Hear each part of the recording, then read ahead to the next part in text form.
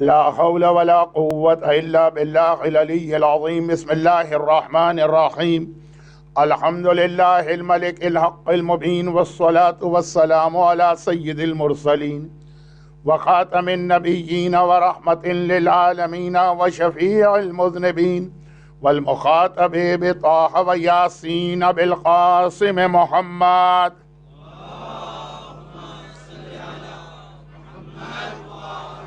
وآله الطيبين الطاهرين المعصومين المظلومين المنتجبين الميامين الذين أذهب الله عنهم الرجس وطهرهم تطهيرا.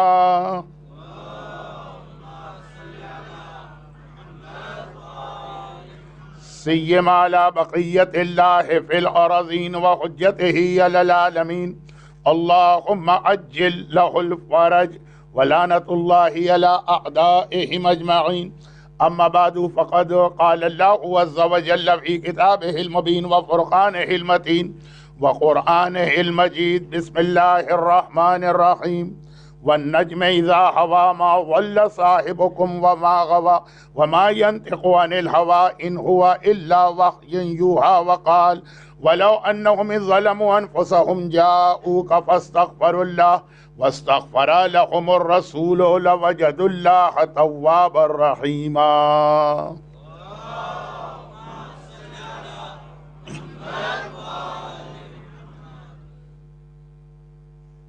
سورہ والنجم قرآن کریم کے ان 4 سوروں میں سے ایک، جس کی ایک آیت پر سجدہ بھی واجب ہے،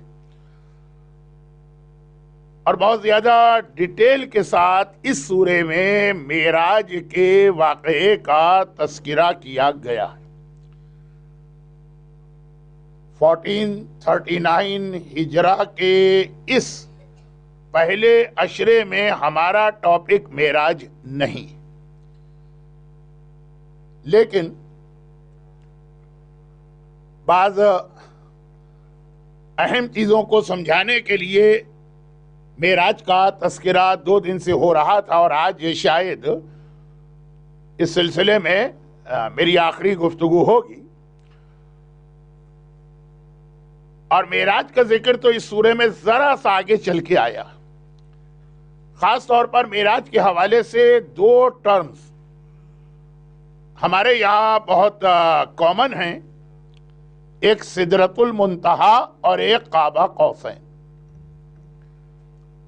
عربی میں سدرہ بیر کے درخت کو کہتے ہیں، اور منتہا آخری، بیر کا وہ آخری درخت جہاں پہ جبرائیل نے یہ کہہ کر پیغمبر کا ساتھ چھوڑ دیا کہ وَلَوْ جَاوَزْتُ أَنْمُولَةً لَاحْتَرَقْتُ، کہ یہاں سے اگر میں انمولہ، یہ انگشت شہادت، اس انگلی کی پہلی پور کے برابر بھی آگے بڑھا تو جل جاؤں گا۔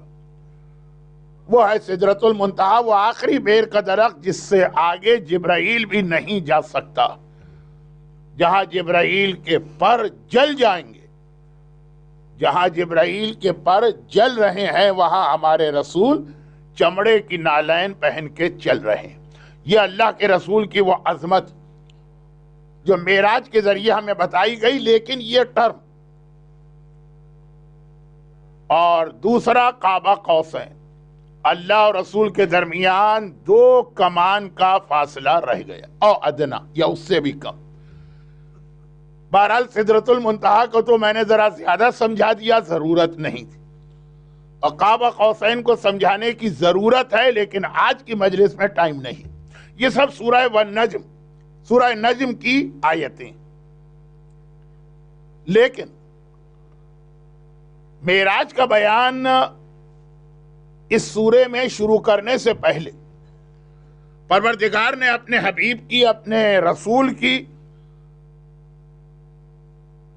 ایک خاصیت یہ بتائی ہے۔ وَالنَّجْمِ إِذَا هَوَىٰ، 2 ترجمے ہیں، ستارے کی قسم جب وہ جھکا، یا قرآن کی قسم جب وہ نازل ہوا۔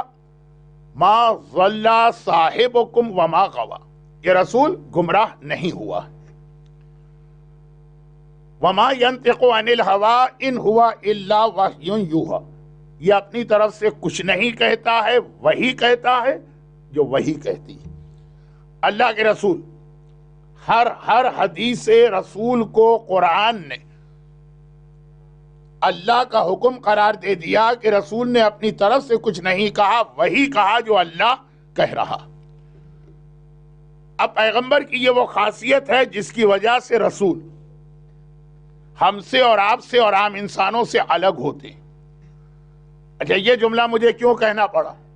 وہ اس لیے کہنا پڑا کہ معراج کا واقعہ جب آئے گا، اگرچہ آئنسٹائن کی تھیوریاں جن کو پتا ہے، اسٹیفن ہاکنگ کی ریسرچ جن کو پتا، ان کو تو اب وہ کنفیوژنز نہیں ہوں گے، لیکن اسٹل ہماری قوم میں بہت سے لوگ ہیں کہ جن کو یہ ساری ڈیٹیل نہیں معلوم، تو ذرا سا اس کو میں بیان کر کے پھر اپنی بات کو آگے بڑھاؤں گا کہ پیغمبر کی جو سب سے اہم بات بتائی گئی کہ وہ وحی سے کہتا، لیکن اس کے علاوہ جو پیغمبر میں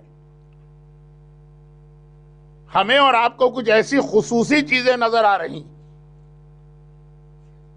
وہ معجزہ نہیں۔ اچھا، یہاں پہ ایک لفظ میں بتا دوں کہ پیغمبر نے جتنے معجزے اپنی زندگی میں دکھائے، صرف ایک معجزہ ایسا ہے جس کا نام ہے معجزہ خالدہ۔ خالدہ مانے پرماننٹ، ہمیشہ کے لیے، فار ایور۔ صرف ایک معجزہ پیغمبر کا ہے جو معجزہ خالدہ ہے، وہ قرآن ہے۔ وہ جو ابھی آیت سنی، وَمَا يَنْتِقُ عَنِ الْهَوَىٰ إِنْ هُوَ إِلَّا وَحْيٌ يُوحَىٰ۔ قرآن ہمیشہ کا معجزہ۔ باقی جو اللہ کے رسول کے معجزات ہیں، وہ ایسے معجزات ہیں کہ اپنے زمانے میں وہ معجزہ لگ رہے تھے اور تھے بھی، بعد والوں کے لیے وہ معجزے نہیں رہے، ایک عام بچہ بھی وہ کام کر سکتا، اور یہ باقی تمام انبیاء کا بھی یہی طریقہ کار رہا۔ حضرت ابراہیم آگ میں جا کے بیٹھ گئے، آج بالکل یہ پاسبل ہے کہ ایک آدمی جلتی ہوئی آگ میں جا کے بیٹھے اور وہ نہیں جلے۔ جو اس وقت اتنا بڑا معجزہ حضرت ابراہیم کا قرار پایا کہ یا نار کونی بردم و سلاما۔ آج دنیا نے اتنی ترقی کر لی کہ فائر فائٹر جلتی ہوئی آگ کے اندر اپنا ڈریس پہن کے چلے جاتے ہیں اور بچے رہتے ہیں، لیکن ابھی تو اور بھی اس کے اندر امپروومنٹ ہو گیا۔ اس سال سے حج گرمیوں میں آنا شروع ہو چکا، اور عرفات اور مینا کے میدانوں میں گرمی کی وجہ سے عام آدمی بھی بہت پریشان ہے، اور ہر حج کو آرگنائز کرنے والی حکومت بھی بہت زیادہ پریشان ہے۔ 3 سال پہلے میں نے سنا تھا کہ جاپان والے ایک ایسا ڈریس بنا رہے ہیں، ایک ایسی جیکٹ بنا رہے ہیں کہ اسے آپ پہن لیجئے تو وہ ایئر کنڈیشن کا کام کرے گی اور گرمی نہیں لگے گی۔ اور اب اس سال حج پہ مجھے بہت گرمی لگ رہی تھی، کیونکہ ویسے ہی مجھے گرمی زیادہ لگتی ہے، یہ ممبر پہ بھی آپ نے محسوس کیا ہوگا۔ تو ایک صاحب نے بتایا کہ بالکل آخری سٹیج پر ہے، شاید دسمبر میں مارکیٹ میں آ جائے گی وہ گھڑی، وہ واچ کہ جسے آپ پہنیں گے تو پھر وہ آپ کے بدن کو ایئر کنڈیشن بنا دے گی۔ میں کسی کمپنی کا پروموشن کرنے کے لیے یہاں پہ نہیں آیا ہوں، نہ ہی مجھے کوئی کمیشن مل رہا، لیکن میں بات یہ عرض کر رہا ہوں کہ جیکٹ تو پھر بھی پہننا، ہمارا اپنا جسم، ہماری اپنی باڈی خالی ایک گھڑی پہن کر وہ ایئر کنڈیشن بن جائے گی، اور سردیوں میں ہیٹر۔ کہا کہ دسمبر میں مارکیٹ میں ہے، اور پرائز بھی بہت کم بتائی کہ $70 سے بھی کم۔ تو خیر، خلاصہ یہ ابراہیم کا معجزہ، آگ میں جا کے بیٹھے۔ آج ایک بچہ بھی اس انداز سے جو ٹیکنالوجی ترقی کر رہی، وہ آگ میں جا کے بیٹھ سکتا۔ حضرت عیسیٰ کے معجزات، مردے کو زندہ کر دیا، اس کو ابھی چھوڑ دیجئے، ہو سکتا ہے کہ یہ بھی ہو جائے، لیکن باقی جتنے معجزات ہیں میڈیکل سائنس سے ریلیٹڈ۔ حضرت موسیٰ کا معجزہ، دریا کے 2 حصے کر دینا۔ اب یہ سارے معجزات انبیاء کے ایسے کہ اس زمانے کے تمام انسان جو صحیح تھے وہ حق قبول کر رہے تھے، جو غلط تھے ان کی بھی سمجھ میں جواب نہیں آ رہا تھا۔ آج یہ بچہ بھی کر سکتا۔ اور پھر اللہ کے رسول کے معجزات، ممبر پہ بیٹھے اور ایک بار فرماتے ہیں انا للہ و انا الیہ راجعون. یا رسول اللہ کیا ہوا؟ کہا میرے سامنے موتا کا میدان ہے. جارڈن میں ہماری صرف ایک زیارت ہے اور وہ ہے حضرت جعفر طیار مولائے کائنات کے بڑے بھائی آن اور محمد وہ شہزادے جن کا تابوت کل آپ اٹھائیں گے ان کے دادا. اور اس کائنات میں دو ہی انسان ایسے جنہوں نے رسول خدا کا نکاح پڑھا ہے, ایک ابو طالب اور ایک ان کے بیٹے جعفر طیار. صرف جعفر طیار اور ابو طالب کو یہ اسپیشلٹی ہے, ایک اعزاز حاصل ہے, ایک آنر ہے کہ پیغمبر کا نکاح انہوں نے پڑھا. لیکن وہ جعفر طیار جارڈن اونلی ون زیارت. پیغمبر مدینے کے منبر پہ خطبہ دے رہے ہیں, لوگ پیغمبر کے سامنے اور پیغمبر کہہ رہے ہیں کہ میرے سامنے میدان موتا اور میں نے ابھی ابھی دیکھا کہ میرا بھائی جعفر طیار دونوں ہاتھ اس کے قلم ہوئے, علم کو بچاتے ہوئے وہ خود مارا گیا, خود شہید ہو پیغمبر کی آنکھوں کے سامنے.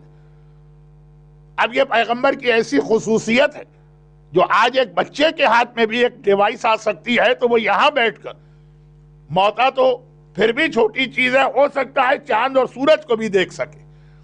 پیغمبر اسلام کہ اور جو جسمانی خصوصیات ہیں سایہ نہیں تھا, اس کا ریپیٹ ہونا بھی پاسبل ہے بلکہ ہو بھی رہا. پیغمبر کی آنکھیں, پیغمبر سامنے بھی دیکھتے تھے, پیغمبر اپنے پیچھے بھی دیکھتے تھے. آج کی سائنس اتنی ترقی کر رہی ہے کہ وہ جو ڈیوائس ہمارے ہاتھ میں, یہ ہاتھ میں بھی نہیں رہیں گے, ہماری باڈی میں امپلانٹ کیے جائیں گے تو پتہ بھی نہیں چلے گا کسی کو کہ ہم یہ کسی انسٹرومنٹ کی مدد سے دیکھ رہے ہیں. تو پیغمبر کا دیکھنا, پیغمبر کا بولنا, پیغمبر کا سننا.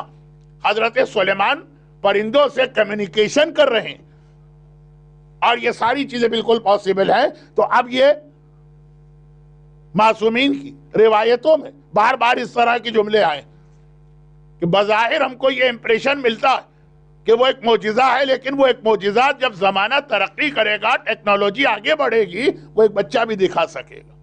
اور یہیں پہ رک کے ایک بات اور عرض کر دوں کہ آج کے زمانے کا بہت بڑا فتنہ, بلکہ میرے حساب سے جو میں نے دنیا کا سروے کیا, سب سے بڑا فتنہ جو مومنین میں بن رہا آج کے زمانے میں, وہ بھی مولا کی ایک حدیث سے لنک کیا گیا. ہمارے یہاں بعض لوگوں کو ایک چیز کا بہت زیادہ شوق ہے اور وہ ہے ظہور امام کب ہوگا, وین, ڈیٹ کیا. اور یہ خالی آج کل نہیں ہے, یہ پہلے بھی ہمارے علماء نے اس کے اوپر کافی ریسرچ کی. لیکن عالم کی ریسرچ اور ایک ینگسٹر کی ریسرچ میں فرق ہوتا. عالم وہ ساری باتیں بیان کر کے کہتا ہے کہ یہ حدیث آئی ہے, بٹ ہم نہیں کہہ سکتے ہیں کہ یہی ہمارا زمانہ ہے, ہو سکتا ہے یہ واقعہ پھر ریپیٹ ہو جائے. اور ہمارے یوتھ, انہیں انٹرنیٹ پہ, انہیں فیس بک پہ, انہیں ٹویٹر پر, انہیں کہیں سے بھی ایسی کوئی نیوز مل گئی جو ظہور امام کی نشانی یا سائن ہے, فوراً سرکولیٹ کر دیا کہ بس امام آنے والے ہیں. 2 سال پہلے یا 3 سال, 2 سال, کنگ عبداللہ ڈیتھ ہوئی, انتقال ہوا, اب فوراً یہ کہہ دیا گیا کہ یہ تو امام کے ظہور کی ایک نشانی تھی کہ آخری زمانے میں ایک ایسا خاندان ہوگا اور کئی بیٹے ایک کے بعد ایک حکمران بنیں گے. جب عبداللہ مرے تو سمجھو کہ وہ حکمران خاندان, وہ ڈائنیسٹی, وہ سلسلہ ختم ہونے والا. باقی چیزیں میں نہیں بتا رہا, آج ویک ڈے کی مجلس ہے, بہت لمبی بات نہ ہو جائے. یہ سب سے بڑا فتنہ. روایت میں خاص طور پہ کہا گیا کہ جو ظہور امام کی ڈیٹ مقرر کرے فَكَذِّبُوهُ, تم سب مل کر اس کو جھٹلانا اور کہنا تم جھوٹ بول رہے. خالی یہ نہیں کہا کہ اس کو جھوٹ سمجھنا, نہیں, اوپنلی اس کو کنڈیم بھی کرنا ہے اور کہنا ہے کہ تم جھوٹ بول رہے, کیونکہ یہ فتنہ. اور اسی کے ذریعے سے الحمدللہ شیعت راہ حق پر ہے. یہاں کبھی انحراف یا ڈائیورجن نہیں ہے, لیکن ہم میں سے جتنے غلط فرقے بنے ہیں وہ ظہور امام کے نام پر ہی بنے کہ ظہور امام کی ڈیٹ فکس کر کے لوگوں کو گمراہ کیا گیا اور مس گائیڈ کیا گیا. لیکن ایک بات اور کہہ دوں، وہ آج تفصیل نہیں آ رہی، اور اس سے یہ جو فتنہ ہے، فتنہ کیا فتنہ ہے؟ ظہور امام کی ڈیٹ فکس کرنا. اس فتنے سے ہمیں روک سکتے ہیں گائیڈ کرنے والے علماء اور مراجع. تو وہ لوگ پہلے مرجعیت پہ اٹیک کرتے ہیں، اصل میں ان کا مقصد کچھ اور ہے، وہاں تک جانا ہے، لیکن پہلے اٹیک ان پہ کریں گے تاکہ جب قوم اپنے مراجع پر ہی ٹرسٹ کھو دے اور ان کی بات پہ ٹرسٹ نہ کرے تو پھر بہت آسان ہوتا ہے دوسرے لوگوں کو گمراہ کرنا. مرجعیت آج کی مجلس میں ہمارا ٹاپک نہیں ہے، جبکہ آج کی مجلس میں یہ ٹاپک اس لیے بن سکتا تھا کہ آج حبیب ابن مظاہر کا بیان ہے جن کا ٹائٹل ہے رجل فقیہ، فقیہ جو مرجع کا ٹائٹل ہے، لیکن یہ بہرحال کل بات آ جائے گی. آج شارٹ کرتا ہوں بات کو، جو اصل ٹاپک ہے وہاں سے ہٹنے نہ پاؤں. فتنہ ظہور امام کی تاریخ. اب اس سے پہلے بھی لوگوں کو انٹرسٹ رہا امام کب آئیں گے، اور اس سے پہلے بھی لوگوں نے سائنز آف اپیئرنس یا ظہور امام کی نشانیوں پہ بہت ریسرچ کی. اور پھر یہ آپ کے علم میں ہوگا کہ لاسٹ 2 سینچریز میں انڈیا میں، پاکستان میں اور شاید ایسٹ افریقہ میں بھی ایک ٹرم بہت استعمال ہوتی تھی 200 سال سے، لاسٹ 2 سینچریز سے، کہ آخری زمانہ. آخری زمانہ، یہ آخری زمانہ زیادہ اس لیے کہا جانے لگا کہ بہت ساری حدیثوں کو لوگوں نے جمع کیا تو یہ ایک امپریشن بنا کہ 1200 سال کے بعد امام کسی وقت ظاہر ہوں گے. 1200 سال. اور اس میں سے صرف ایک چھوٹی سی بات، اس لیے کہ اسی بات کی وجہ سے میں ٹاپک سے ہٹاؤں. مولا نے جنگ صفین میں جب آخری رات کو وہ اعلیٰ جہاد کیا، لیلۃ الحریر، جنگ صفین کی آخری رات. جنگ صفین وہ جنگ ہے جو 17 منتھ چلی ہے، 17 منتھ. آخری رات جس کی اگلی صبح کو وہ نیزوں پہ قرآن بلند کیا گیا اور قرآن کے نام پہ لوگوں کو دھوکہ دیا گیا. وہ والی رات پوری رات جنگ ہوتی رہی. صبح کو اچھا، فوج کے اندر مختلف ڈپارٹمنٹ ہوتے ہیں. ایک ڈپارٹمنٹ کا کام یہ ہوتا ہے کہ وہ کاؤنٹنگ کرے کہ ہمارے کتنے آدمی آج مارے گئے اور دشمن کے کتنے. تو پتہ چلا کہ مولا کی تلوار سے 1000 اس رات کو قتل ہوئے. اور مولا کا جو ڈپٹی ہے، جو مولا کا نائب ہے، مالک اشتر، کتنے فضائل مولا نے بتائے ہیں. میں ایک حدیث بھی نہیں پڑھنا چاہتا ہوں ورنہ آج کی مجلس بالکل اپنے ٹاپک سے ہٹ جائے گی. لیکن بہرحال مولا نے یہ کہا کہ جو میرا اسٹیٹس رسول اللہ کے پاس تھا وہ مالک اشتر کا اسٹیٹس میرے پاس ہے. وہ مالک اشتر کی تلوار سے 999 مارے گا. اب مالک اشتر نے کہا کہ مولا آج تو اتنا قریب آ گئے ہیں ہم لوگ کہ صرف ایک کا فرق رہ گیا. مولا کا ایک جواب ہے، آپ نے سنا، میں نے 999 اور آپ نے 1000. مولا نے کہا ایک کا فرق نہیں ہے، تیری تلوار کے سامنے جو دشمن آیا مارا گیا. میری تلوار کے سامنے جو آیا تو میں نے پہلے دیکھا کہ اس کی 40 جنریشن یا پیڑھیوں میں کوئی مومن تو پیدا نہیں ہوگا، اس کے بعد پھر اس کو مارا. اب دیکھیے یہ امام کی آنکھ، امام وہاں تک دیکھ رہے ہیں 40 پشتوں تک. یہ اصل یہ جملہ تھا، لیکن پھر یہ امام زمانہ کا موضوع تھوڑا سا کیوں آ گیا. اب بعض لوگوں نے 40 کے عدد کو بہت سیریس لیا. روایتوں میں 40 اور 70 یہ بہت ساری حدیثوں میں یہ لفظ آتا. اب کیا 40 کا مطلب 40 ہے اور 70 کا مطلب 70 ہے، یا اس کا مطلب ہے بہت زیادہ، وہ ایک الگ بحث. فلاں چیز میں 70 حج کا ثواب ملے گا تو واقعاً مراد 70 ہے، یا مطلب ہے کہ بہت سارے حجوں کا ثواب. خیر 40. انہوں نے کہا مولا نے 40 جنریشن کو دیکھا. اس کا مطلب یہ ہے کہ 40 جنریشن تک غلط لوگ پیدا ہو سکتے ہیں، اس کے بعد پھر کوئی غلط آدمی پیدا نہیں ہوگا. تو وہ تو خالی امام زمانہ کا ٹائم پیریڈ ہے کہ اس کے بعد سارے لوگ مومن و متقی اور پرہیزگار ہوں گے. کہا 40 جنریشن کتنے سالوں میں جا کے پوری ہوتی. اب یہ سوشیالوجی کا مسئلہ کسی نے کہا 30 میں، کسی نے کہا 35 میں ایک جنریشن چینج ہو جاتی، تو 40 کو 35 سے ملٹیپلائی کیا یا 30 سے 1200 سال بنے، 1300 سال بنے، 1400 سال بنے۔ چنانچہ علامہ مجلسی نے لکھ دیا کہ میرے زمانے میں بہت ہی میرے کلوز فرینڈز کہتے ہیں 1423 ہجرہ میں امام زمانہ ظاہر ہوں گے۔ اب یہ کیلکولیشن کیسے ہو رہی ہے؟ اس جملے کی وجہ سے، اور ایسے اور بھی چیزیں، لیکن ساری کی ساری غلط، یہ ساری چیزیں غلط۔ ظہور امام کی تاریخ کسی کو نہیں پتا، مولا نے جو 40 کہا تو 40 کا مطلب ہے بہت زیادہ، لیکن اصل بات کیا تھی؟ امام وہ چیز دیکھ رہے جو ہم نہیں دیکھ سکتے۔ ہمیں تو اپنی نیکسٹ جنریشن کا نہیں پتا کہ وہ مومن پیدا ہونے والی ہے کہ وہ کافر پیدا ہونے والی ہے کہ دیندار پیدا ہونے والی ہے کہ بے دین۔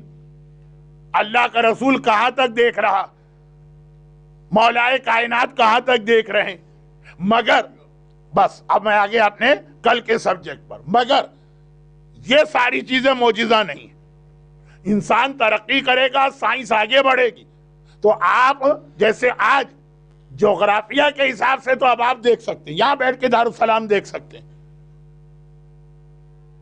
یہ اسکائپ بھی کافی پرانی چیز ہو گئی، اب تو دنیا اس سے بھی آگے نکل گئی۔ اسی طرح سے آپ فیوچر کے حالات اور واقعات کو بھی دیکھ سکیں گے، کیا ہونے والا۔ اللہ کے رسول نے معراج میں گناہگاروں کا عذاب کیسے دیکھا؟ ابھی تو نماز واجب نہیں ہوئی، تو نماز قضا کرنے والوں کا عذاب کیسے دیکھ لیا؟ جب آئنسٹائن نے کہا کہ time is the fourth dimension, تو وہاں سے یہ کنسپٹ آ گیا کہ جو چیز پہلے فکشن تھی، فیوچر کو دیکھنا، وہ سائنٹیفک فیکٹ بن کے رہ گیا۔ اور پھر اسٹیفن ہاکنگ کی اس سلسلے میں مزید ریسرچ، خلاصہ یہ کہ فیوچر کے حالات کو دیکھنا پاسبل ہو سکتا، بلکہ ہو جائے گا۔ پیغمبر جو دیکھ رہے ہیں وہ فیوچر کے حالات۔ اچھا، اب یہ ایک معراج کی حدیث نہیں، پیغمبر کی کتنی حدیثیں ایسی ہیں جس میں اللہ کے رسول نے دنیا میں بیٹھے بیٹھے کہا کہ میں فلاں آدمی کو جنت میں دیکھ رہا ہوں، میں فلاں آدمی کو جہنم میں دیکھ رہا ہوں۔ جنت اور جہنم کا ڈیسیشن قیامت کے بعد ہوگا، ابھی نہیں، ابھی نہیں۔ یہ بعض گمراہ مذہب والوں کا نظریہ ہو سکتا کہ ابھی سے جنت جہنم ہے، جو میں ہٹ رہا ہوں موضوع سے، واپس آتا ہوں۔ اکارڈنگ ٹو اسلام جنت اور جہنم آفٹر ڈے آف ججمنٹ تو ابھی سے پیغمبر نے کیسے دیکھ لیا؟ زید بن حارثہ کی بیٹی کو جنت میں دیکھا کہ نہیں دیکھا؟ اور بھی بعض گناہگار، یہ روایتیں پڑھوں گا تو بات بہت آگے بڑھ جائے گی۔ تو معراج کے سفر پہ سب سے بڑا آبجیکشن یہ ہوتا کہ باقی باتیں صحیح، کہ جو پیغمبر نے دیکھا کہ بے نمازی کو کیا عذاب مل رہا، یا اس کے بعد کچھ اور گناہگار، تو وہ کیسے دیکھ لیا؟ اچھا، معراج کا سفر سٹارٹ ہوا ہے، فرسٹ آسمان میں رسول اللہ انٹر ہوئے تب یہ دیکھا، لیکن جب معراج کا سفر کمپلیٹ ہو رہا تھا اور پیغمبر واپس آ رہے تھے تو اپنے ریٹرن میں پیغمبر جنت میں گئے تھے، اور جنت کے اندر وہ سارے نیک لوگوں کو دیکھ کے آئے تھے، اور جہنم کا بھی وزٹ کیا تھا۔ جہنم میں گئے نہیں تھے، نعوذ باللہ، جہنم کا وزٹ کیا تھا، اور جہنم میں بھی کچھ لوگوں کو دیکھ کے آئے تھے۔ تبھی تو جب رسول اللہ نے آ کر یہ بتایا کہ میں جنت اور جہنم دونوں کا وزٹ کر کے آیا ہوں، تو لوگوں نے دو سوال کی، ایک سوال مردوں نے کیا، ایک سوال عورتوں نے کیا۔ مردوں نے یہ سوال کیا تھا کہ یا رسول اللہ، جب آپ نے جہنم کا وزٹ کیا، دیکھیں میری ورڈنگ کو سنیے گا، بعد میں آپ کا اعتراض نہ ہو، واہ یہ کون مولانا ہے کہ رسول اللہ کو جہنم میں پہنچا دیا۔ جہنم کا جب وزٹ کیا اور وہ بتایا، تو ایک تو بہت مشہور حدیث ہے جو لیڈیز میں زیادہ پڑھی جاتی ہے، انہی کو زیادہ ضرورت، اور یہ حدیث پیغمبر نے شہزادی کو بتائی تھی۔ پیغمبر کون؟ صادق۔ فاطمہ کون؟ صدیقہ طاہرہ۔ صادق نے صدیقہ کو معراج کی ایک اسپیشل حدیث بتائی، معراج کی باقی حدیثیں ہم کو اور آپ کو بتائی گئیں، ایک اسپیشل حدیث کہ میں نے سفر معراج میں جہنم میں 10 عورتوں کو 10 گناہوں کی وجہ سے عذاب میں دیکھا۔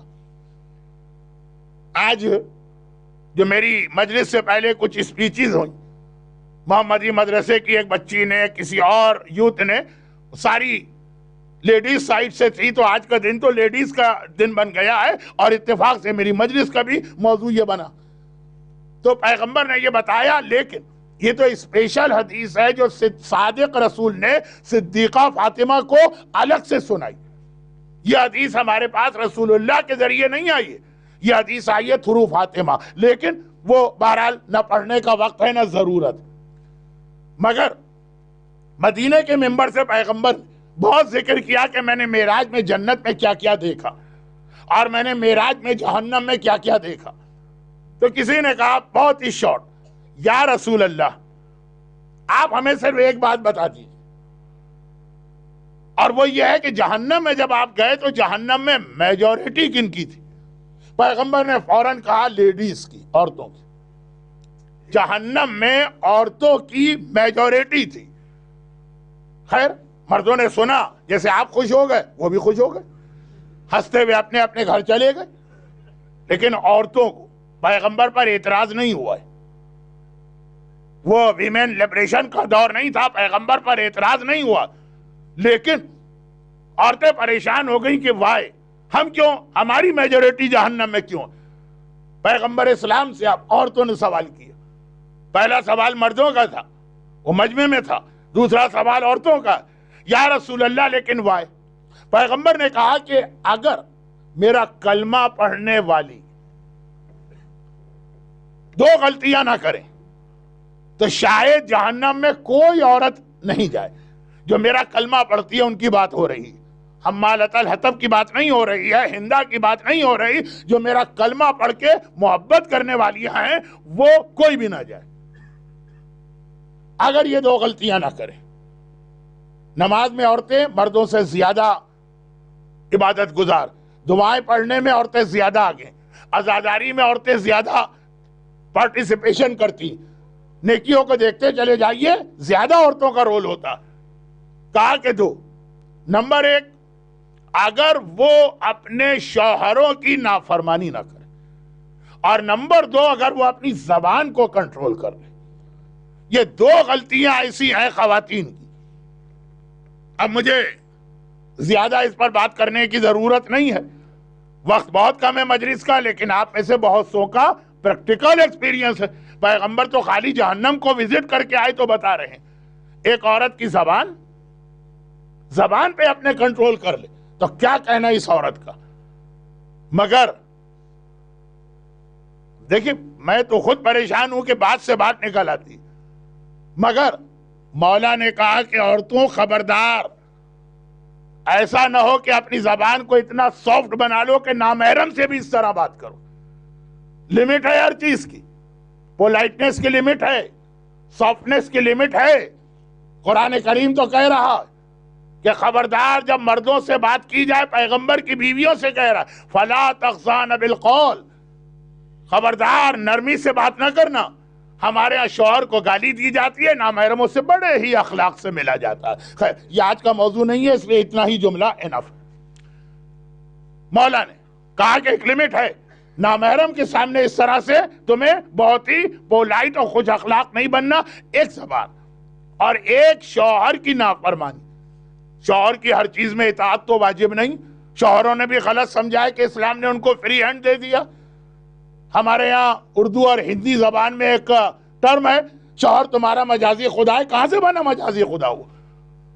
اور مردوں نے واقعاً اپنے آپ کو اصلی خدا سمجھ لیا ہے، لیکن یہ آج کا سبجیکٹ نہیں۔ یہ سبجیکٹ اچھا لگے گا جب رباب کا تذکرہ ہو، یہ سبجیکٹ اچھا لگے گا جب لیلا کا تذکرہ ہو، یہ سبجیکٹ اچھا لگے گا جب ام البنین کا تذکرہ ہو۔ ہمارے سامنے وہ جو اتنی اچھی اچھی مثالیں آج نہیں، آج صرف اتنی سی بات کہ پیغمبر نے اپنی آنکھوں سے فیوچر کو دیکھا۔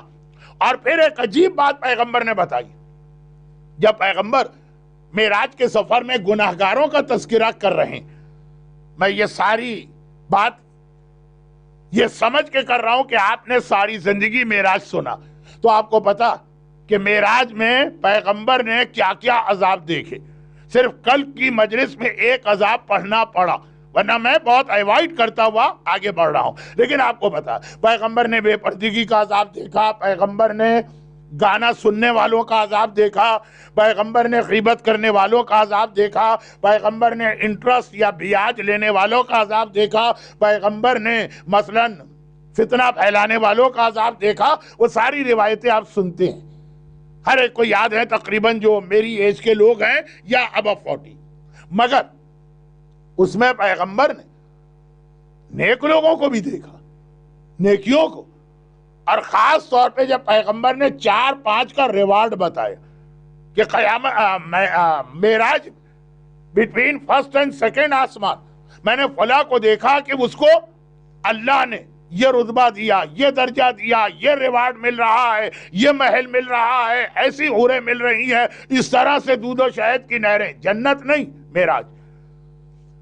تو کسی نے ایک سوال کر لیا اور کہا کہ یا رسول اللہ, تو اس سفر معراج میں سب سے زیادہ ثواب آپ نے کس آدمی کا دیکھا؟ جنت میں نہیں, ابھی اس آسمان میں. پیغمبر نے کہا اس آدمی کا. دیکھیے جملہ بہت توجہ سے سنیے گا. پیغمبر نے کہا سب سے زیادہ ثواب میں نے اس آدمی کا دیکھا جس نے کبھی کسی نیکی کو یہ سوچ کے نہیں چھوڑا کہ رہی تو بہت معمولی نیکی, بہت چھوٹی سی نیکی ہے, یہ نیکی کرنے کا کیا فائدہ ہوگا. بھائی آپ محنت کرتے ہیں تو کب, جب پتا چلے کہ آپ کو 100 پاؤنڈ پر آور ملے یا 50 پاؤنڈ. اگر آپ کو کہا کہ آپ فلاں کام کرو تم کو 2 پینی ملے گی 1 گھنٹے کی, آپ کام نہیں کریں گے چاہے آپ کو ضرورت بھی ہو. لیکن آپ کہیں گے اتنی ارننگ, فائدہ کیا محنت کرنے کا. نیکیوں میں کبھی یہ بات نہ کیجیے گا. چھوٹی سے چھوٹی نیکی, جیسے کل میں نے ذکر کیا بسم اللہ پڑھنا, یہ بھی ایک نیکی. کسی مومن کی آپ پریشانی دور کر ہی نہیں سکتے, پاسبل ہی نہیں ہے. خالی اس کی بات سن لینا تاکہ اس کا فرسٹریشن دور ہو جائے, یہ بھی ایک نیکی. اور اس طرح سے اب میں سلام میں پہل کر لینا مثلا, یہ بھی ایک نیکی. کبھی کسی نیکی کو چھوٹا نہیں سمجھو, بلکہ معصوم کی وہ مشہور حدیث کہ 3 چیزوں میں بہت زیادہ کیئرفل رہنا. نمبر 1, یہ یاد رکھو اللہ نے اپنا عذاب گناہوں کے اندر چھپا کے رکھا. یعنی غضب, ناراضگی, چلیں عذاب نہیں, عذاب تو ہر گناہ میں ہے, ناراضگی. اب گناہ ہیں کتنے ہوں گے, 500, 1000, ان میں سے کسی ایک میں اللہ نے اپنی ساری ناراضگی, اللہ ناراض, وہ چھپا کے رکھی. یہ نہیں بتایا کون سے گناہ میں. تو کبھی بھی کسی گناہ کو چھوٹا سمجھ کے نہ کرنا. ہو سکتا ہے اسی کے اندر اللہ نے اپنی ناراضگی چھپا کے رکھی. میرے والد بتایا کرتے تھے کہ انڈیا میں ایک زمانے میں ایک صابن آیا تھا سن لائٹ, بہت پہلے کی بات ہے, برٹش زمانے کی. اب اس کو پروموٹ کرنے کے لیے انہوں نے کار کی ایک چابی, اس وقت کار بھی نہیں ہوتی تھی لوگوں کے پاس, ایک صابن میں چھپا دی تھی کہ آپ صابن خریدیے اگر یہ اب آج کل تو یہ انڈسٹری بہت ترقی کر گئی, صابن کی نہیں, کار کی نہیں, یہ ریوارڈ دینے کی. کل لاکھوں صابن لوگوں نے خرید لیے, شاید اسی میں وہ سن لائٹ کہ اسی میں کار کی چابی. اللہ نے اپنی ناراضگی کسی ایک گناہ میں رکھی, کسی ایک گناہ میں. اب پتہ نہیں کون سا گناہ, تو کوئی بھی گناہ نہ کرنا, ہو سکتا ہے اسی میں اللہ کی ناراضگی. اور اللہ نے اپنی رضا, اللہ نے اپنی رضا شب ہجرت مولا کو دی تھی, اور عام انسانوں کے لیے اپنی رضا کسی ایک نیکی میں چھپا کے رکھی. اب پتہ نہیں کون سی نیکی میں, کوئی بھی نیکی کا چانس ملے اس کو چھوڑنا نہیں کہ تو بہت چھوٹی نیکی ہے, کوئی بڑی نیکی کرو. ہو سکتا ہے جس کو تم نے چھوڑ دیا اسی میں اللہ نے اپنی رضا رکھ دی. اور تیسری بات میں چھوڑ رہا ہوں کیونکہ اس کا کچھ تعلق امام زمانہ سے بنتا ہے. تو اب شب معراج سب سے زیادہ میں نے اس مومن کو خوش دیکھا جس نے چھوٹی چھوٹی نیکیاں بھی جہاں چانس بنا وہ نیکی کر ضرور لی. یہ سوچ کے نیکی کو اگنور نہیں کیا کہ اتنی چھوٹی سی نیکی کا فائدہ کیا. میں نے کہا نا 100 پاؤنڈ کمانے والے کو 1 پینی اگر مل رہی ہے تو یہ کام کرنے کا فائدہ کیا. یہاں پہ ہمارے سامنے 2 حدیثیں آتی. حدیث نمبر 1, قیامت کے میدان میں ایک ایسا اسٹیج آئے گا، ایک مومن کا حساب کتاب ہو رہا ہوگا تو ایک ایسا اسٹیج آئے گا اس کی نیکی اور بدی بالکل برابر ہو جائے گی. اسکیل پہ رکھیں گے تو نیکی اور بدی، گناہ اور نیکیاں، یہ بالکل اس کا ویٹ برابر ہو جائے گا. اسکیل بالکل ایک جگہ جا کے برابر رک جائے گا. پرانے زمانے کے اسکیل جو آج بھی میں نے افریقہ میں کچھ ٹاؤن میں دیکھے استعمال ہوتے، خدا اس سے کہے گا خود دیکھ لو، یہ تمہاری نیکی ہے، یہ تمہارے گناہ، اسکیل برابر ہو گئے. اب تجھے جہنم بھی نہیں مل سکتی، جنت بھی نہیں مل سکتی. ذرا چھوٹی سی، ذرا سی 1 گرام کی نیکی بھی لے کے آ جاؤ کہ اسکیل ذرا سا آگے بڑھ جائے اور تو جنت. ثقلت موازینہ، اسکیل کو ذرا سا جھکانا ہے کیونکہ بالکل برابر ہو گیا. اب اس وقت اسے یاد آئے گا، اوہو کتنی نیکیوں کا چانس بن رہا تھا اور میں نے چھوڑ دیا. میں نماز جماعت میں کھڑا تھا، آگے کی صف میں ایک آدمی کی جگہ تھی، میں آگے نہیں بڑھا. کاش میں یہی نیکی کر لیتا. بہت چھوٹی سی نیکی چاہیے. ایک تو یہ. دوسرا، اب یہ سنیے، مولا کے شہر میں دفن ہونا، نجف وادی السلام، ہر آدمی کی تمنا ہوتی ہے ہمیں وادی السلام ملے. وادی السلام کی تفصیل میں جانے کی مجھے آج ضرورت نہیں، ہر آدمی جانتا مولا کا شہر وادی السلام. لیکن اگر کوئی وادی السلام کا بھی جو سینٹرل پوائنٹ ہے، خود مولا کی زری، اس کے اندر اسے دفن ہونے کا چانس ملے، کیا اس کا اسٹیٹس اور رتبہ ہوگا؟ اب ہمدان ایران کا ایک بہت مشہور شہر اور بہت پرانا واقعہ نہیں ہے. تقریباً شیخ مرتضی انصاری جن کا تذکرہ 1-2 دن پہلے ہوا، تمام مراجع کے استاد، ان کے فوراً بعد کا زمانہ، ان کی مرجعیت کے بعد والا زمانہ. ہمدان ایران کا ایک شہر، وہاں پہ بہت ہی زیادہ گناہگار انسان تھا جس کا وہ گناہ ثواب کو مانتا ہی نہیں تھا مومن، لیکن گناہ، ثواب، دین، ایمان، کوئی چیزوں سے اس کا تعلق ہی نہیں. یہ تاریخ نجف میں واقعہ لکھا. غنڈہ اور بدماش تھا. اب میں غنڈے کے لفظ پر اس لیے ریلائی کر رہا ہوں کہ اس افریقہ میں نے کئی لوگوں کو یہ لفظ کہتے ہوئے سنا ہے، تو اس کا مطلب یہ کہ آپ کو معلوم ہے کہ غنڈہ کسے کہتے ہیں. خیر، ورنہ غنڈہ سمجھانے میں کئی 10 منٹ نہ نکل جاتے. غنڈہ اور بدماش، ایک انڈیویجول جو گناہ کر سکتا ہے وہ سارے کرتا ہے. شراب بھی بیچتا ہے اور کیسینو بھی چلاتا ہے جو بھی اس زمانے کے ہوں، اور جوئے میں بھی حصہ لیتا ہے، اور عبادت سے تو دور دور اس کا کوئی تعلق نہیں. اب یہ شخص، اور عام طور پہ یہ غنڈے ٹائپ کے لوگ جو ہے نا، وہ ذرا سے بہت ہی ہینڈسم ہوتے ہیں، ان کی باڈی بھی بہت فٹ ہوتی ہے، کیونکہ جو ان کی ایکٹیویٹیز ہیں اس کے اعتبار سے ان کو اپنی باڈی کو بنا کے رکھنا ہوتا ہے. خیر، بات میں ادھر ادھر کیوں ٹائم ویسٹ کروں. خوبصورت بھی تھا یہ اپنے ایک دوست کے ساتھ ہمدان کے ایک چائے خانے میں، کیفیٹیریا میں، سڑک کے اوپر بیٹھا.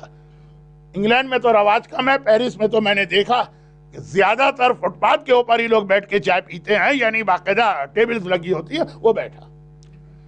ایک مرتبہ اس کے دوست نے دیکھا 100 سال پہلے کے کلچر میں ہر آدمی ٹوپی پہنتا. اس نے اپنے سر سے، بہت خوبصورت ٹوپی تھی اس کی، سر سے ٹوپی اتاری اور اس کو اس نے موڑ توڑ کے جیب میں رکھا، بال اپنے بکھرا لیے، چہرہ بھی اپنا ذرا گندا سا کر لیا، کپڑے بھی پھاڑ لیے. اور دوست گھبرا گیا، کہا کہ کیا کر رہے؟ اکراس دا روڈ ایک عورت جا رہی تھی، اس نے اس کی جانب اشارہ کیا. دیکھیں بالکل غنڈہ بدماشی نہیں ہے، جاہل مطلق بھی ہے، دین نہیں جانتا، لیکن اتنی سمجھ ہے اس میں. بعض چیزیں ایسی ہیں کہ اگر آپ دین نہ بھی رکھتے ہو تو کامن سینس کی باتیں ہوتی ہیں. اس نے کہا کہ یہ عورت، ہاں ایک عورت ہے، دیکھ رہا ہوں بہت ساری عورتیں جا رہی. کہا کہ یہ اپنے شوہر سے، مجھے بہت زیادہ احتیاط کے ساتھ بات کہنا، یہ اپنے شوہر سے خوش نہیں، سیٹسفائی نہیں. اچھا بہت برا لگ رہا ہے محرم کی مجلس میں جملہ، لیکن بات کو سمجھانا. یہ دیکھو کتنی خوبصورت، ہاؤ پریٹی. اس کا شوہر جو ہے وہ بہت ہی بد شکل ہے. اب پہلے زمانے میں پیرنٹس جب شادیاں کرتے تھے تو میچنگ کا اتنا خیال نہیں کرتے تھے جتنا اپنے اور اپنی بہو کی فیملی کے میچنگ کا خیال کرتے تھے کہ میری دوستی ہے اس کے باپ سے. بھئی تم اس کے باپ سے شادی نہیں کر رہے ہو, تمہیں زندگی نہیں گزارنا, تمہارے بیٹے کو تمہاری بہو کے ساتھ ان کی میچنگ سوچو. خیر, تو اب یہ کہ بہت خوبصورت بچی شادی کر دی اس کی بہت ہی بد شکل بچے لڑکے کے ساتھ. اسلام نے اس کو بھی ایک اہمیت تو دی. خیر, کہا کہ یہ ویسے ہی خوش نہیں. جانتا ہوں اس کی فیملی کو, شوہر بیوی کے درمیان ڈسپیوٹ تو ہے بھائی, جب سیٹسفائی ہی نہیں ہے تو ہر چھوٹی بات پہ جھگڑا ہو جائے گا. اور اگر محبت ہے ہسبینڈ اینڈ وائف میں, تو آج میرا موضوع یہ بننا ہی نہیں تھا لیکن پہلے بھی ایک حدیث آ گئی, ابھی بھی یہ ٹاپک بن گیا. اگر محبت ہے تو بڑی سے بڑی غلطیاں ایک دوسرے کی اگنور کریں گے, اور اگر محبت نہیں ہے تو بہت چھوٹی چھوٹی باتوں پہ روزانہ جھگڑا ہوگا. ہمارے انڈیا پاکستان میں کھانے میں نمک تیز ہو گیا تو اس پہ طلاق مل جاتی ہے, روٹی ٹھنڈی ہے تو اس پہ طلاق مل جاتی ہے. وہ مسئلہ اس کا نہیں ہے, وہ مسئلہ ہے کہ ویسے ہی دونوں کے دل میں ایک دوسرے سے نفرت. جب نفرت ہوگی تو چھوٹی سی بات بھی. خیر, تو اب یہ ہے کہ یہ اپنے شوہر سے خوش نہیں.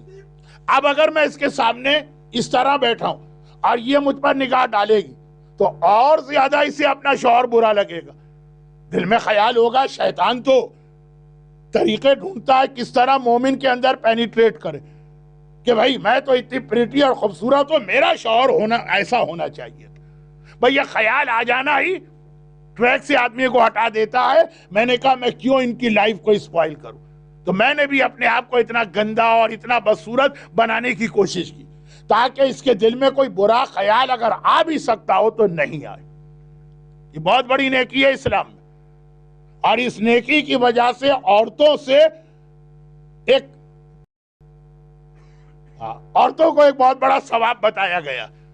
بعض عورتیں حجاب کے حوالے سے ایک سوال کرتی ہیں تو وہ یہ بھی ہے کہ بہت زیادہ بن سور کے میک اپ. اب جیسے آقا سیستانی نے کہا کہ عورت کے حجاب میں چہرہ وہ کھول سکتی, کنڈیشن لگائی ہے کہ نہیں لگائی ہے کہ زینت نہیں ہونی چاہیے. اگر زینت ہے تو چہرہ چھپانا ہے, تو اب وہ اسی لیے کہ اگر زینت کے ساتھ ہے وہ نامحرم دیکھ رہے ہیں تو یہ عورت کی نیت بالکل ٹھیک ہے, دیکھنے والوں میں ان کے گھروں میں خرابی نہ ہو, شوہر بیوی میں ڈسپیوٹ نہ ہو. آج تو ہمارے ہاں لوگ اپنی ڈیوٹی سمجھتے ہیں کہ پہلے فجر کی نماز پڑھو پھر جا کر کسی شوہر اور بیوی کے درمیان ڈسپیوٹ کو آگے بڑھاؤ. یہ دونوں ضروری. نماز جس طرح تسبیح زہرا کے بغیر مکمل نہیں ہو سکتی ہے, اسی طرح سے کسی مومن کو فتنے میں ڈالے بغیر مکمل نہیں ہو سکتی. اب میں بہت جلدی بات کر رہا ہوں, ہو گیا واقع ایک نیکی, نہ نماز پڑھی, نہ روزہ رکھا, نہ عبادت کی, نہ تقویٰ ہے, نہ پرہیزگاری ہے, مال حرام کما رہا ہے مگر ایک نیکی. سال گزر گیا, یہ ایک مرتبہ شہر سے باہر کسی کام سے گیا, شام کو آیا آفٹر سن سیٹ. 150 سال پہلے باؤنڈری وال ہوتی تھی شہر میں جو رات کو بند ہو جاتی تھی. اب جو آیا تو وہ شہر کا دروازہ بند ہے. بہت پرانی بات بھی نہیں ہے, بہت ریسنٹ بات بھی نہیں. ایک بار اس نے دروازے کو نوک کیا. عام طور پہ دروازے پہ کیئر ٹیکر بیٹھا رہتا ہے کہ اگر کوئی لیٹ آئے تو آج کوئی نہیں. آخر اسے غصہ آ گیا, غنڈا تو تھا نا, اتنی تیزی سے دروازہ نوک کیا بلکہ دروازہ توڑنے کے قریب ہو گئے. تو پھر دروازہ کھلا, ایک آدمی باہر نکلا, وہ باہر کہیں جا رہا. اس نے ایک بار غصے کے عالم میں کہا کہ کیا ہوا شہر والوں کہ سب مر گئے؟ کہا تمہیں نہیں پتا آج عاشورے کا دن ہے, پورا دن, کل کی پوری رات شب عاشور وہ جاگے, آپ بھی جاگیں گے. پورا دن لوگوں نے عزاداری کی, اب تھک کے مارے شام غریبہ سو رہے ہیں, اس لیے آج شہر میں کوئی نہیں. تو تم کون ہو؟ کہا کہ میں باہر سے آنے والا ایک ذاکر ہوں, قریب کے گاؤں سے آیا تھا, مجلس پڑھنے آیا, شام غریبہ ختم ہو گئی, لوگ گھروں میں گئے, میں اپنے گھر جا رہا ہوں. کہا اچھا تم ذاکر ہو, آج شام غریبہ؟ ذرا دیکھیں دین سے اتنا دور ہے کہ اس کو یہ بھی نہیں پتا کہ آج عاشورے کا دن ہے اور آج کی رات شام غریبہ. کہا اچھا آج شام غریبہ, عاشورہ, اور تم ذاکر ہو, تو مجھے مصائب سناؤ. کہا کہ مجمع ہوتا ہے اور ممبر ہوتا ہے اور ایک ماحول. کہا نہیں بس مجھے سننا. اب یہ غنڈا. کہا میں کہاں بیٹھوں؟ کہا میرے اوپر بیٹھ جاؤ. یہ کہہ کہ وہ ذرا سا جھکا, اپنے اوپر بٹھا کے کہا مصائب سنا. اس نے 2 جملے پڑھے, جناب عباس کے مصائب. جناب عباس کے مصائب. کون ہے جس کی آنکھوں میں آنسو نہ؟ یہ بھی رو دیا، اور اس کے بعد پھر وہ ذاکر اپنے کام سے چلا گیا، یہ شہر میں آ گیا۔ مگر یہ 2 منٹ کے مصائب نے اس کو اتنا چینج کیا کہ پتہ نہیں کیا ہوا۔ اگلی صبح کو کھڑا ہوتا اور ایک مرتبہ یہ اناؤنسمنٹ کرتا ہے کہ جس کو کبھی میں نے مالی اعتبار سے کوئی نقصان پہنچایا آ کے وہ پیسے لے لے، اور اس کے بعد کہا میں یہ شہر چھوڑ کے جا رہا ہوں۔ سیدھا وہ نجف پہنچا۔ میں واقعے کو بہت شارٹ کر رہا ہوں کیونکہ ویک ڈے ہے اور گھڑی کی سوئیاں بتا رہی کہ اب مصائب کا وقت شروع ہونے میں صرف 5 منٹ ہے، تو خیر سیدھا نجف آیا، اور نجف میں آ کے پھر ایسا مومن بنا کہ اس زمانے کے مرجے نماز پڑھاتے تھے۔ اب یہ آج کل سیکیورٹی ریزن کی وجہ سے آپ کے لیے مرجے کے پیچھے نماز پڑھنا مشکل ہے، لیکن اس مجمع میں کتنے لوگ ایسے ہیں جنہوں نے خود آغا خوئی کے پیچھے نماز جماعت پڑھی، جنہوں نے آغا محسن حکیم کے پیچھے نماز جماعت پڑھی۔ یہی ہمارا طریقہ۔ اس وقت کے جو مرجے تھے، جو بعد میں تو بہت ہی زیادہ مشہور ہوئے، جنہوں نے تمباکو حرام ہونے کا فتویٰ دیا جب وہ سامرہ شفٹ ہوئے، لیکن جب کا یہ واقعہ ہے وہ نجف میں تھے، وہ نماز جماعت پڑھاتے، اور یہ نماز جماعت اتنے شوق سے آتا ہے کہ ہمیشہ پہلی صف میں ان کے پیچھے اس کو جگہ ملتی۔ اچھا اب یہاں نجف میں اس کو کوئی نہیں جانتا، یہ اسی لیے اپنا شہر چھوڑ کے آیا کہ وہاں میں کتنا ہی اپنے آپ کو چینج کر لوں، سب کو پتا میں غنڈہ اور بدماش، یا کوئی نہیں جانتا۔ یہ نماز پڑھ رہا، اور ایک دن نماز مغرب شروع ہونے والی تھی، مرجع آئے تھے، مصلی پر بیٹھے تھے کہ ایک نوجوان ان کے پاس آیا، مثلا عالم، اور آ کر کہا کہ بابا بہت بیمار ہے اور آخری وقت ہے، انہوں نے کہا ہے کہ ذرا مجھ سے مل لو، آخری مرتبہ تم سے بات کرنا چاہتا ہوں۔ ہر دور میں یہ یاد رکھیے گا جملہ، ہر دور میں مراجع کا تقریباً ایک پیئر رہا۔ ایک شیخ توسی کا زمانہ چھوڑ دیجئے، وہ تو ایک عجیب یونیک پرسنالٹی، ورنہ ہر دور میں 2 مرجع ہوتے تھے ایک وقت میں، اور کچھ ان کی تقلید کرتے تھے اور کچھ ان کی تقلید کرتے تھے، لیکن وہ دونوں مراجعوں میں بڑا بھائی چارہ ہوتا تھا، بڑی محبت ہوتی تھی۔ یہ آغا سیستانی اور آغا خامنائی ہی کی بات نہیں، آغا خوئی اور آغا خمینی بھی ایک ہی دور میں نجف میں رہے، بلکہ جب امام خمینی کے جوان بیٹے کو صدام نے شہید کیا تھا تو اب لوگ پریشان تھے کہ امام خمینی کو یہ خبر کیسے دے کہ کل رات کو آپ کا بیٹا شہید ہو گیا۔ آغا خوئی سے کانٹیکٹ کیا گیا، وہ امام خمینی کے گھر گئے اور جا کے یہ خبر دی، اور بہت پرانی بات نہیں، دونوں کی مرجعیت اپنے پیک پر تھی۔ اس سے پہلے آغا حکیم اور آغا بروجردی پیر، تو یہ جو مرجع آغا شیرازی ہیں، ان کے ساتھ کے مرجع بالکل ان کے لیول کے بیمار تھے۔ ان کے بیٹے نے آ کر کہا کہ وہ آخر میں آپ سے ملاقات کرنا چاہتے ہیں، آپ کی زیارت، کوئی اور کام نہیں۔ کہا دیکھو سارے لوگ بیٹھ چکے ہیں صفوں میں، اور اول وقت بھی ہو گیا ہے نماز کا، اور کوئی امپورٹنٹ کام ان کو نہیں ہے، تو میں نماز پڑھا لوں۔ مولا کا روضہ ہے، نماز مغربین ہے، جماعت کے لیے لوگ آ گئے ہیں، کہا کہ بس یہ نماز پڑھاؤں گا اور فوراً آ جاؤں گا۔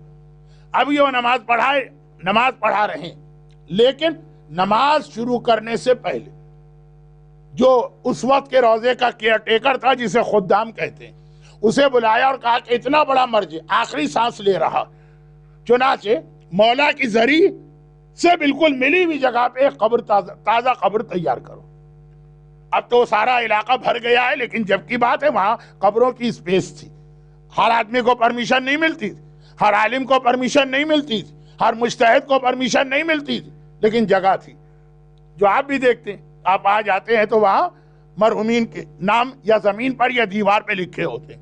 کہا کہ بس فوراً یہاں پہ قبر تیار کرو، اتنا بڑا مرجع آخری وقت میں نماز پڑھا کہ ان سے ملاقات کر کے آتا ہوں۔ مغرب کی نماز پڑھا، عشاء کی نماز پڑھائی، عشاء کی نماز پڑھا کے فارغ ہوئے کہ وہی نوجوان، یعنی ان کا بیٹا جو خود بھی ایک عالم ہے، ہر مرجع کی اولاد عالم ہوتی، وہ بھاگا آیا۔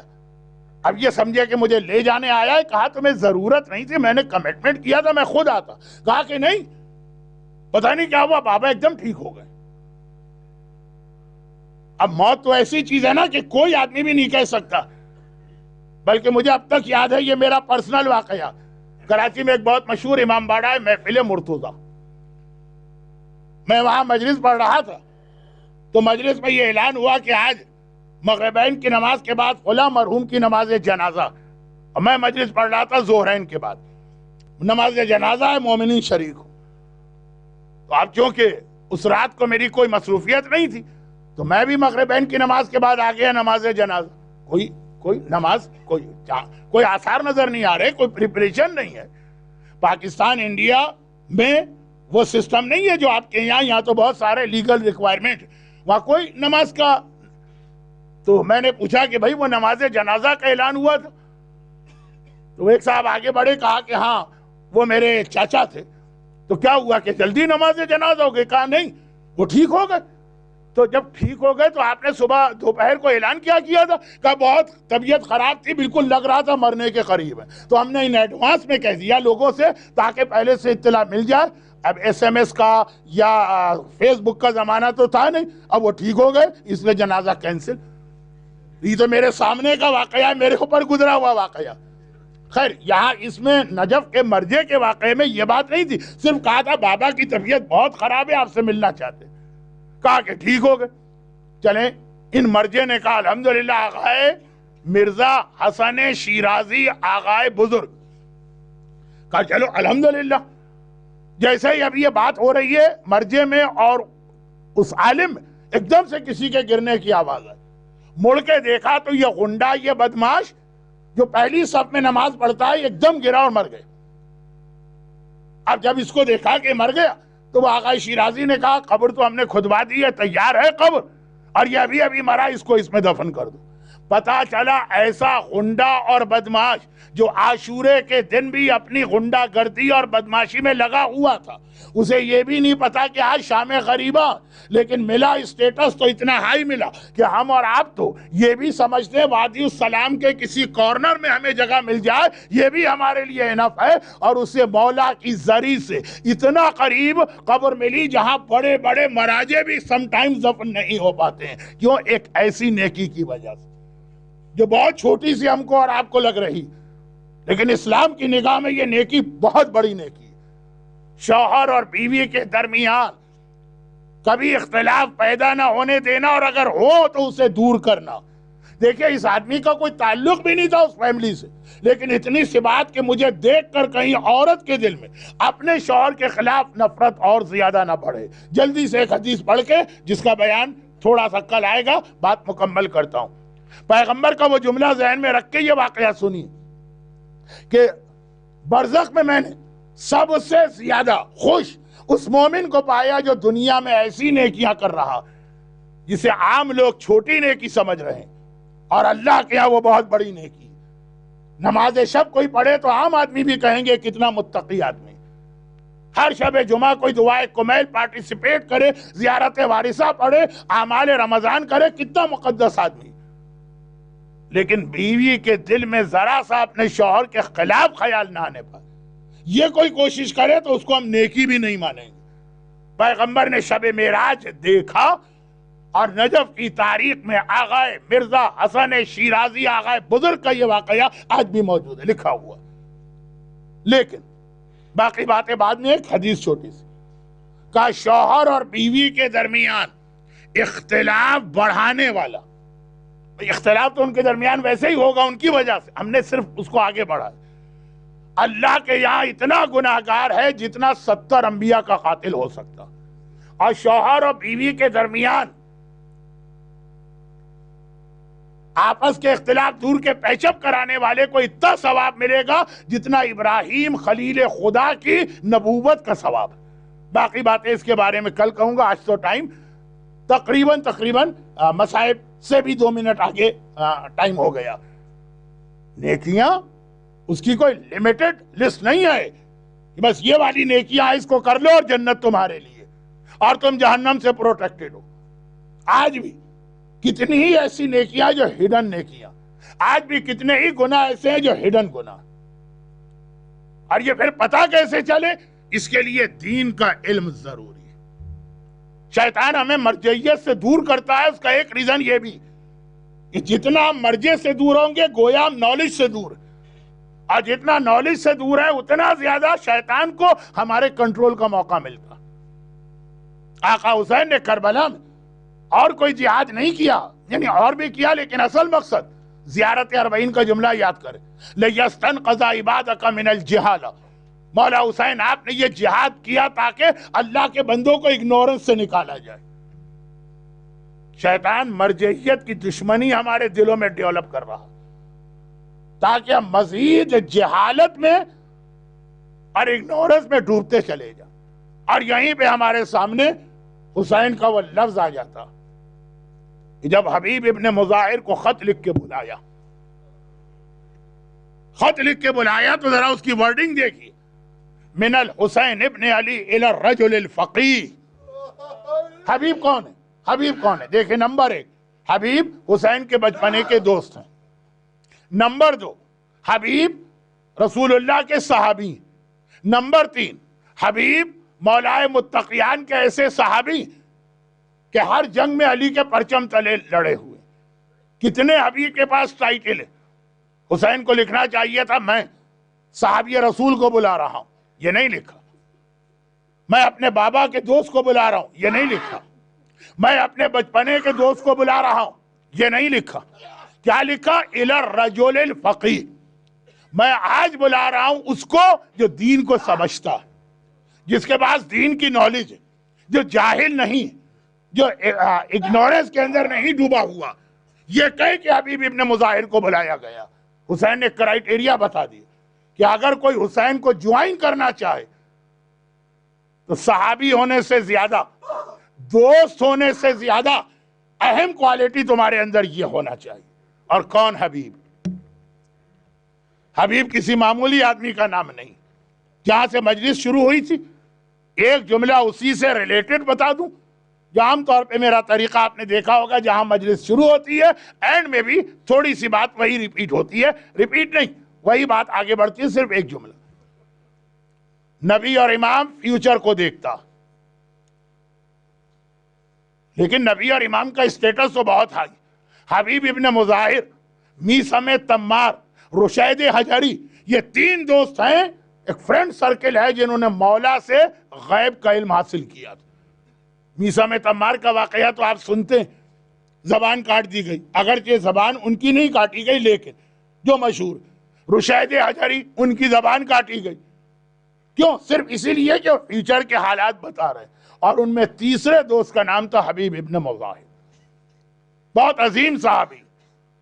لیکن میں کہتا ہوں کہ حبیب کے باقی فضائل ایک طرف، صرف اتنا سا جملہ حبیب کے اسٹیٹس کو بیان کرنے کے لیے کافی کہ میدان کربلا میں جب حسین کی آرمی پہنچ گئی، حسین کا لشکر پہنچ گیا، تو اب یزید کی فوج آنا شروع ہوئی. یزید کی ساری فوج ایک ساتھ نہیں آئی، یزید کی آرمی آنا شروع ہوئی. اور جب بھی کوئی فوج آتی ہے تو فوج کے آنے کی آواز ہوتی ہے، گھوڑے آ رہے ہیں، سپاہیوں کی آواز. ہمیشہ شہزادی زینب کہتی، اماں فضہ ذرا دیکھ کے آنا کون آیا. پتہ چلا فضہ نے آ کر کہا شہزادی خولی آیا. ذرا دیکھنا شاید کوئی میرے بھائی کا مددگار آیا ہو. فضہ نے واپس آ کے کہا شہزادی ہرملہ آیا. اب دیکھ کر آؤ، کہا شہزادی عمر سعد آیا. اب دیکھ کر آؤ شاید کوئی میرے بھائی کا ناصر آیا ہو، کہا کہ شہزادی شمر آیا. سارے وہ نام جو زیارت عاشورہ میں آپ لعنت کرتے ہیں. ایک مرتبہ زینب نے جب شمر بھی آ گیا تو زینب نے ایک بار کہا فضہ جا کے ذرا میرے بھائی کو بلا کے لانا. حسین خیمے میں آئے، زینب کیا بات ہے اس وقت کیوں بلایا؟ کہا جب سے کربلا آئی ہوں مسلسل تیرے خون کے پیاسے، تیرے دشمن وہ کربلا میں آ رہے ہیں. کیا اس پوری کائنات میں کوئی نہیں ہے جو محمد کے نواسے کی مدد کو آئے؟ حسین نے کہا زینب یہ سوال کوئی اور کرتا تو میں اس کو تفصیل بتاتا، تمہیں بتانے کی کیا ضرورت ہے؟ تم تو سارا زمانہ دیکھے ہوئے اور نانا دنیا سے گئے، کسی نے ہمارا ساتھ دیا؟ اماں کے پہلو پہ کوڑا لگا، کسی نے ہماری مدد کی؟ میری ماں اس دنیا سے رخصت ہوئی، کوئی آیا؟ میرے بابا شہید کیے گئے، کوئی آیا؟ میرا بھائی حسن مجتبیٰ کلیجہ ٹکڑے کیا گیا، اس سے پہلے کوئی آیا؟ زینب تم تو خود آئی وٹنس ہو، تمہیں کیا بتاؤں؟ زینب نے کہا لیکن بھیا ایک آدمی ایسا کہ مجھے یقین ہے اگر تو اسے بلائے گا تو وہ ہر پریشانی اٹھائے گا، لیکن تیرے پاس ضرور آئے گا، تیرے بچپنے کا دوست حبیب ابن مظاہر.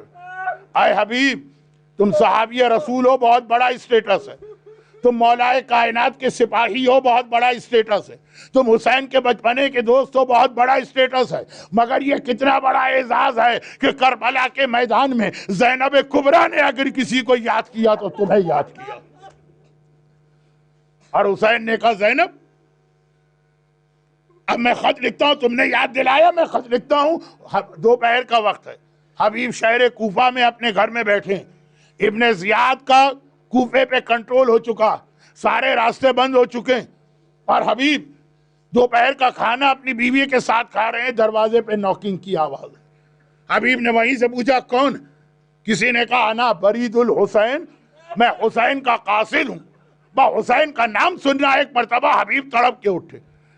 حبیب کی بیوی پردے کے پیچھے گئی، حبیب دروازہ کھولتے اور پہلے تو اس کے قدموں پہ گر پڑے، بوسہ دینے لگے، ارے یہی تیرے پیر ہیں جن سے چل کر تو میرے مولا کی بارگاہ سے میرے پاس آیا۔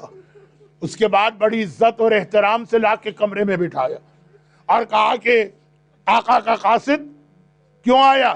کہا کہ آقا حسین نے خط بھجوایا۔ حبیب نے خط کھولا، حسین کا جملہ تھا، حبیب میں تیرے شہر کوفہ کے قریب آ گیا ہوں، میرے ساتھ محمد کی بیٹیاں، محمد کی نواسیاں، میرا اہل حرم بھی ہے، اگر آ سکتے ہو تو میری مدد کے لیے آؤ۔ آج آپ کہتے ہیں، لیکن پہلی بار شاید حبیب نے کہا، جیسے ہی یہ جملہ پڑھا بے اختیار اپنی جگہ سے گھٹنوں کے بل کھڑے ہو گئے، لبیک یا حسین، لبیک یا ابا عبداللہ، مولا تو نے بلایا ہے، تیرا غلام حاضر۔ لیکن قاصد سے کہا تو چلا جا، میں بعد میں کسی وقت آؤں گا، میں تیرے ساتھ باہر نہیں جا سکتا۔ ادھر حبیب کی بیوی کو حبیب سے زیادہ بے چینی تھی، میرے آقا کا قاصد میرے گھر کے دروازے پہ کیوں آیا؟ ادھر وہ قاصد باہر گیا، ادھر زوجہ حبیب پردہ ہٹا کے کمرے میں آئی، کہا حبیب ذرا جلدی سے بتا میرے آقا نے خط میں کیا لکھا؟ کہا میرا آقا کربلا میں آ گیا اور مجھے اپنی مدد کے لیے بلایا۔ زوجہ حبیب نے بے چین ہو کر کہا، دیکھیے یہ زوجہ حبیب کے دو جملے تھے جس کی وجہ سے آج کے مجلس میں نے عورتوں کا ذرا سا رول بتایا۔ زوجہ حبیب نے بے چین ہو کر کہا، اے حبیب میرے آقا نے بلایا ہے تو نے کیا فیصلہ کیا؟ حبیب کو امتحان لینا، زمانہ بڑا نازک ہے، شوہر اور بیوی کو بھی ایک دوسرے پہ اس وقت ٹرسٹ نہیں تھا۔ حبیب نے کہا کہ اے میری بیوی میں سوچ رہا ہوں کیا کروں۔ اتنا سننا ہے وہ مومنہ جلال کے عالم میں آ گئی، باقاعدہ یہ ہسٹری میں لکھا ہے، محاورہ نہیں، جلال کے عالم میں آ گئی، اپنے ہاتھوں سے چوڑیاں اتار کے پھینکی، کہا حبیب یہ چوڑیاں پہن کے گھر میں بیٹھ جا، اپنی تلوار مجھے دے، محمد کا نواسا، اب میری شہزادی فاطمہ کا بیٹا میرے شوہر کو بلائے، اور میرا شوہر کا ابھی میں سوچ رہا ہوں میں تلوار لے کے اپنے آقا کی مدد کو جاؤں گا۔ حبیب نے کہا مجھے اپنا خیال نہیں ہے، مجھے تیرا خیال ہے، میرے بعد کیسے زندگی گزارو گی؟ عجیب جواب دیا اس مومنہ نے، کہا کہ اے حبیب میں مٹی کھا کے گزارا کروں گی، مٹی کھا کے، مگر یہ برداشت نہیں کر سکتی فاطمہ کا لال میرے شوہر کو بلائے اور میرا شوہر اس کی مدد کو نہ جائے۔ حبیب نے کہا میں تو تیرا خیال کر رہا تھا، میں جا رہا ہوں، رات کا وقت ہے، دن کی روشنی میں تو حبیب گھر سے باہر نہیں آ سکتے ہیں، رات کا وقت ہے، اپنے غلام کو گھوڑا دے کے پہلے سے بھیج دیا تھا کوفے کے باہر، فلاں جگہ میرا انتظار کرنا، اگر میں گھوڑے پہ بیٹھ کے نکلا تو حکومت روک لے گی۔ آدھی رات کے اندھیرے میں پہنچے، دیکھا کہ غلام گھوڑے کی گردن میں باہیں ڈال کر گھوڑے سے کہہ رہا ہے بہت دیر ہو گئی، اب تک میرا آقا نہیں آیا، شاید وہ نہیں آئے گا، میں تیرے اوپر سوار ہو کے جاؤں گا اور اپنے آقا کی مدد کروں گا۔ حبیب کی آنکھوں میں آنسو آ گئے، مولا میں تیری بے کسی کے قربان، آج یہ غلام تک تیری مدد کرنے کا خیال کر رہے ہیں۔ بہرحال بات مختصر کروں، بہت لمبی ہو گئی بات۔ حبیب کربلا کے میدان میں پہنچے، حبیب گھوڑے پہ سوار اپنے غلام کے ساتھ کربلا کے میدان میں پہنچے۔ حبیب کا آنا تھا، خوشی کے نعرے بلند ہوئے، عباس نے اپنا علم حبیب کے سر پہ لہرایا، اصحاب امام حبیب کے گلے لگ رہے ہیں، ہر طرف خوشی کے نعرے ہیں۔ یہ آوازیں زینب نے سن لی۔ ایک مرتبہ کا فضا، جب سے کربلا پہنچی ہوں آج پہلی بار بھائی کے فوج سے خوشی کی آواز آ رہی ہے، کیا ہوا دیکھ کے آنا۔ فضا گئیں اور واپس آ کر کہا شہزادی میرے آقا کے بچپنے کا دوست حبیب ابن مظاہر آ گیا ہے، یہ اس کی خوشی ہے۔ ایک بار زینب کہتی ہیں فضا ذرا حبیب کو پیغام دینا، میں حبیب سے کوئی بات کرنا چاہتی ہوں۔ حبیب کو پیغام ملا، یقین نہیں آ رہا ہے۔ ایک بار حسین نے کہا حبیب چلو میرے ساتھ، بیچ میں پردہ پڑا ہے، خیمے کے اندر زینب ہے، خیمے کے باہر حبیب ہے۔ ایک مرتبہ حسین نے کہا زینب مبارک ہو، میرے بچپنے کا دوست میری مدد کے لیے آ گیا، بس اتنا سننا ہے۔ زینب کہتی ہے حبیب فاطمہ کی بیٹی تمہیں سلام کہتی ہے، دختر فاطمہ بنت زہرا کا سلام قبول کرو۔ غش کھا کے حبیب زمین پہ گر پڑے۔ شہزادی آج یہ دن آ گیا ہے کہ ہم جیسے ادنا غلاموں کو براہ راست سلام کیا جا رہا ہے۔ اور پھر مصائب حبیب کا ایک جملہ 2 دن پہلے آ گیا تھا، جب عاشور کا دن آیا حسین نے حبیب کو بھیجا کہ جاؤ اور جا کر نماز کی مہلت لے کر آؤ۔ فوج یزید نے کہا حبیب اپنے آقا سے کہہ دو نماز پڑھنے کا فائدہ کچھ نہیں، اس کی نماز قبول ہی نہیں، وہ نماز کیوں پڑھ رہا ہے؟ بس اتنا سننا تھا، برداشت نہ کر سکا حبیب، وہیں سے آواز دی آقا مجھ سے یہ جملہ برداشت نہیں ہوا، اب میں یہ نماز آپ کے نانا کے پیچھے کوثر کے کنارے پڑھوں گا۔ یہ کہہ کے تلوار نکالی اور ایک بار وہ جہاد کیا۔ حبیب زمین پہ گرے، بوڑھا حبیب دنیا سے رخصت ہوا، اور 11 محرم کی تاریخ آ گئی۔ 11 محرم کی تاریخ، یہ ہے اہل بیت اطہار، یہ ہے اہل بیت کا کردار۔ 11 محرم کی تاریخ آ گئی، سیدانیوں کا لٹا ہوا قافلہ شہر کوفہ میں داخل ہوا۔ اللہ کرے اس سے پہلے سب مر جاتے۔ نامحرموں کا مجمع، محمد کی نواسیاں، علی اور فاطمہ کی بیٹیاں بے مقنع و چادر کے قیدی بنا کے بازار کوفہ میں لے جائی گئی، قافلے کو روک دیا گیا۔ اتنے میں ایک چھوٹا سا بچہ آیا، آقا سجاد کے گھٹنے کو پکڑ کے ہلایا اور کہا آقا میرا سلام لیجئے۔ سجاد نے دیکھا، پلٹ کے اونٹ پر زینب بیٹھی ہے، کہا پھوپھی اماں یہ حبیب ابن مظاہر کا یتیم آیا ہے اور ہمیں سلام کر رہا ہے۔ زینب نے جھک کے دیکھا اور کہا ارے تو یہاں آ گیا، یہ بتا تیری ماں کہاں ہے؟ قریب کی چھت سے زوجہ حبیب کی آواز آئی، شہزادی آپ کی کنیز آپ کے استقبال کے لیے صبح سے یہاں پہ بیٹھی ہے۔ زینب نے ایک مرتبہ کہا زوجہ حبیب میں تو کب سے تجھے ڈھونڈ رہی تھی، ارے مجھے پرسہ دینا ہے، تیرا شوہر مارا گیا، ارے مجھ سے پرسہ قبول کر۔ شہزادی زینب زوجہ حبیب کو پرسہ دے رہی ہے، آپ کو بھی کوئی پرسہ دینے آیا؟ بھیا تو آپ کا مارا گیا، عباس تو آپ کا مارا گیا، اکبر تو آپ کا مارا گیا، ہائے آپ کو پرسہ دینے کو۔ اجرکم اللہ، خداوند حبیب ابن مظاہر کی اس وفاداری کا واسطہ ہم میں سے ہر ایک کو حسین، کربلا اور آل محمد کا حبیب کی طرح کا وفادار بنا۔ خداوندہ اس کریم ابن کریم گھرانے کا واسطہ، اس کریمہ اہل بیت زینب کبریٰ کا واسطہ جس کے 18 لاشیں جلتی ریتی پہ پڑے ہیں مگر وہ حبیب کی زوجہ کو پرسہ دے رہی ہے، خداوندہ اس زینب کبریٰ کا واسطہ جو لوگ زینب کو پرسہ دینے آج کی مجلس میں آئے ہیں ان کو دنیا اور آخرت کی ہر پریشانی سے محفوظ فرما، ان کی تمام حاجتیں پوری فرما، ہمارے تمام مرحومین کی مغفرت فرما، بیماروں کو شفائے کاملہ عطا فرما، دنیا بھر کے مظلوم شیعان حیدر کرار کی حفاظت فرما، اور ان مظالم کے انتقام کے لیے امام زمانہ کے ظہور میں تعجیل فرما۔